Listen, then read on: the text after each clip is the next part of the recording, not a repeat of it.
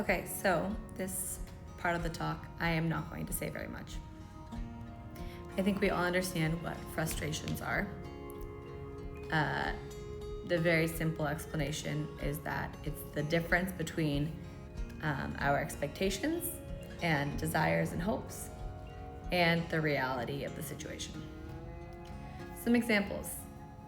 The classroom should be clean.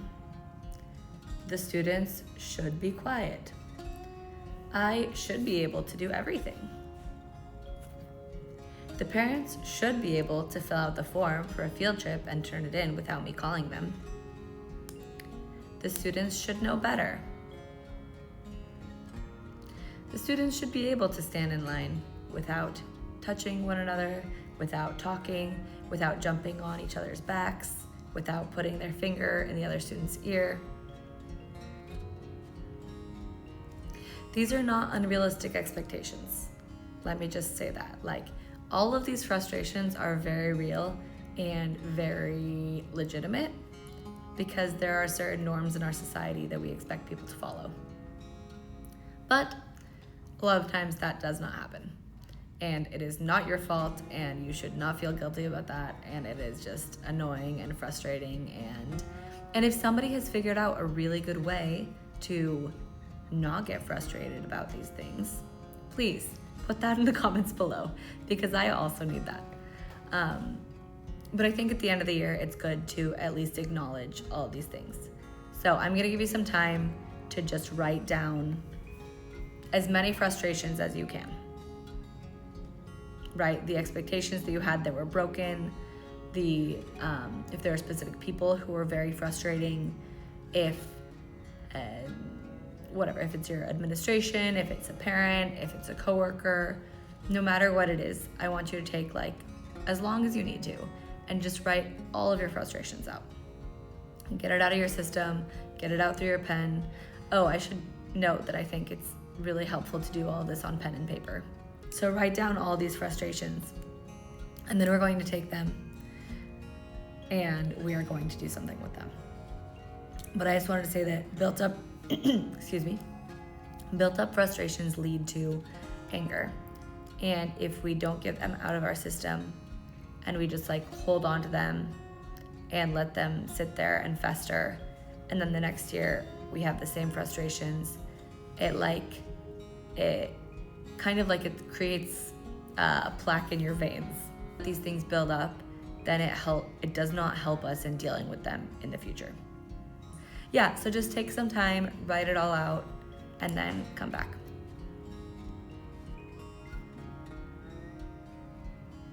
Okay, now that you're back from that, I want you to take the piece of paper with all of your frustrations.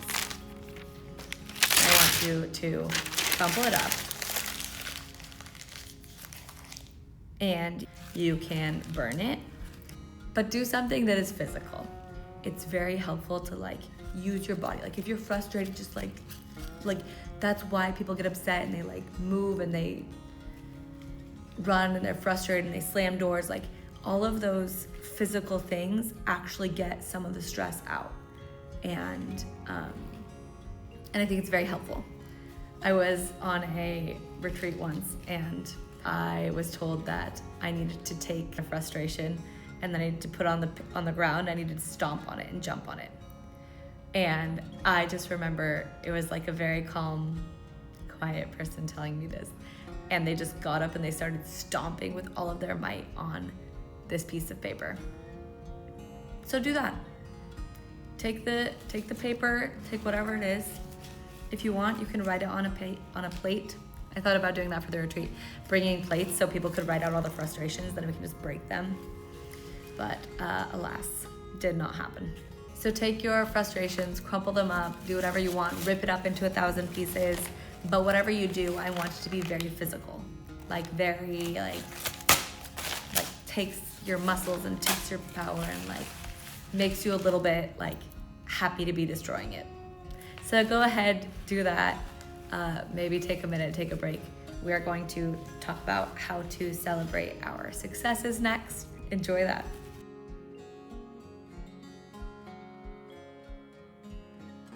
Okay, This is the last talk. We are going to talk about celebrating our successes.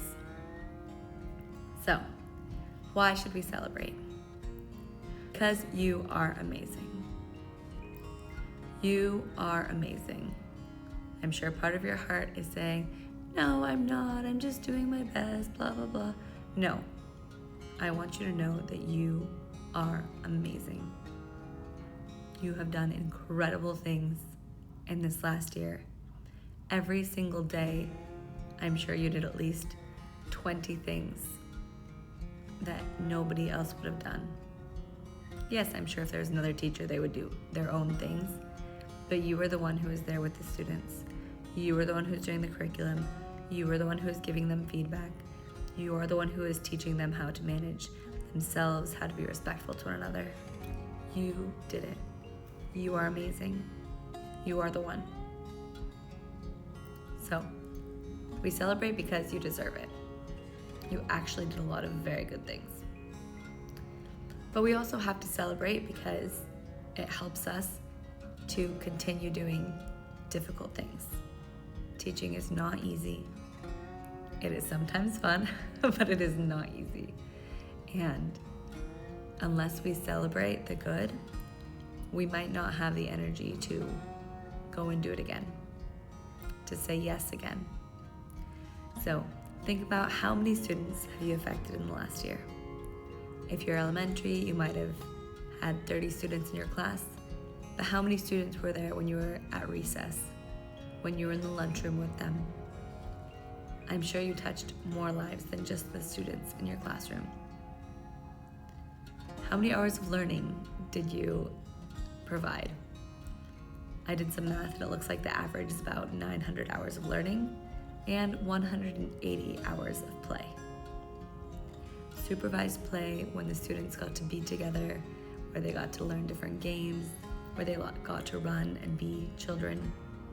If you're middle school, high school, well, when they got to grow in friendship, when they got to learn drama, what it looks like to have real friends, have fake friends.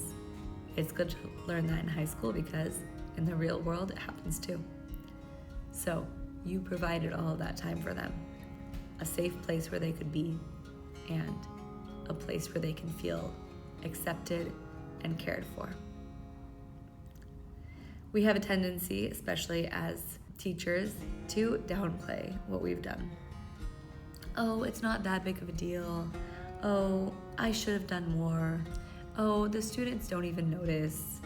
Oh, I'm not as good as so-and-so.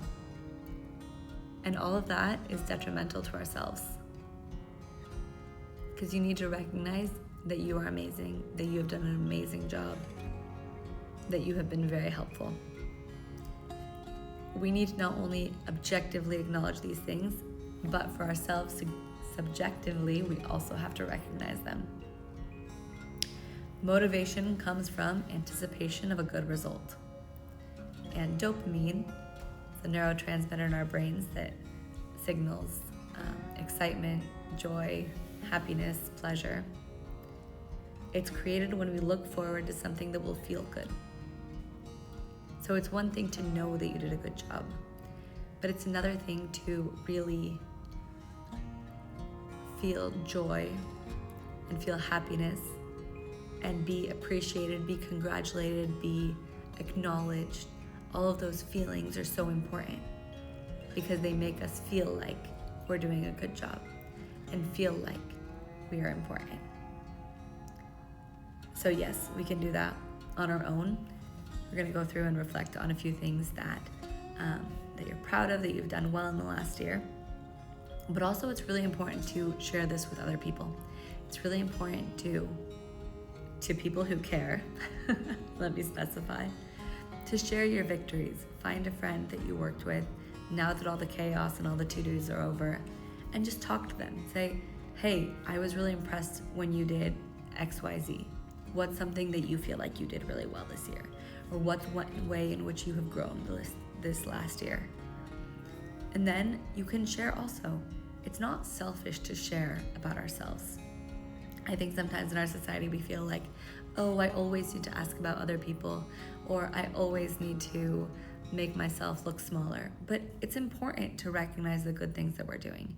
It's important to acknowledge that these are important things and they're valuable and that we're stepping up to the plate. So we need to add more positive emotion to the things that we've objectively done well, because that's what's going to make us want to do it in the future. That's what's going to motivate us to do it in the future. It's scientifically proven that negative emotions stick in our brain more easily than positive ones. Negative ones are often for our survival. So with the positive emotions, in order to store them in our short-term memory, we need to sit with them for at least 60 seconds. So 60 seconds is a long time. I'm looking at my timer now. And even I think I'm going to stop for 10 seconds so you can get an idea of what 60 seconds looks like.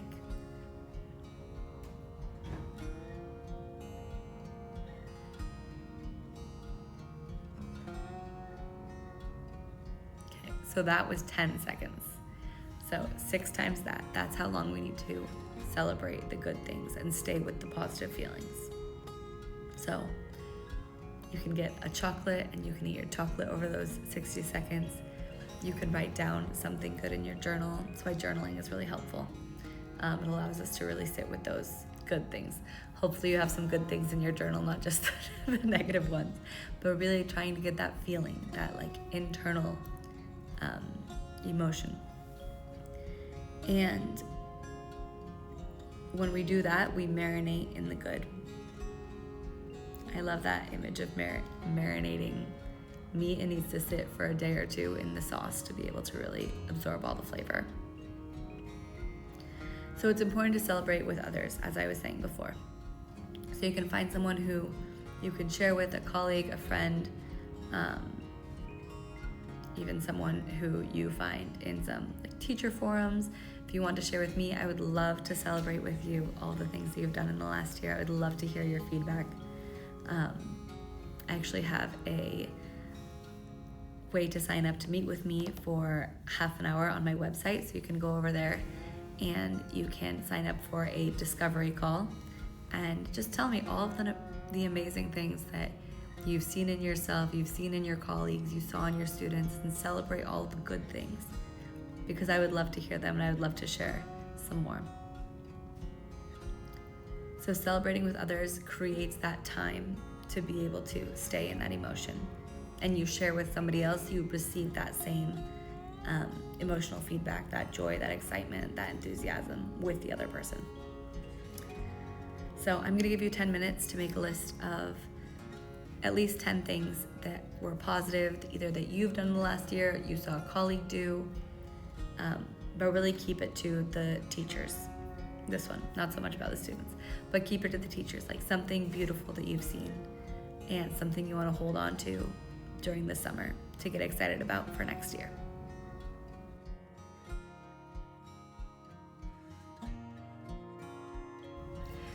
Okay, how do you feel after looking at all those good things? It's pretty incredible to actually focus on not the to-dos, but the yay, I did it. You've done really incredible things. And that's the purpose of this retreat, to be able to hold on to all the good things, let go of the negative things, and go forward for the summer and also for the next year to be able to continue doing the work that we do. So if you made it this far, I am so happy. Again, my name is Monica, and this retreat was for you to be able to go forward in the summer and enjoy. If you'd like to book a discovery call with me, I do coaching for teachers, and I would love to talk to you, hear about your celebrations, hear about things that you'd like to either work on in the future or just focus more on to be able to share and have a helpful conversation. So I look forward to hearing from you. Also, if you're still here, drop something in the comments, say, I made it, I did it, I made it through the rest of the year and the rest of the retreat. So thank you so much. I hope to hear from you soon.